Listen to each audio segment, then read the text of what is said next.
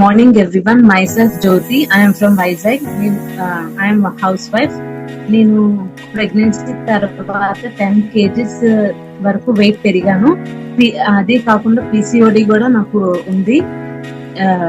YouTube లో అంతా చూసినా సరే 2 kgs వరకు వెయిట్ తగ్గిన మళ్ళీ వెయిట్ అనేది పెరిగిపోయేదాన్ని. నా రిలేటివ్స్ లో స్టేటస్ చూసి వెల్సన్స్ కమ్యూనిటీ నెంబర్ తీసుకుని అప్రోచ్ అయ్యాను.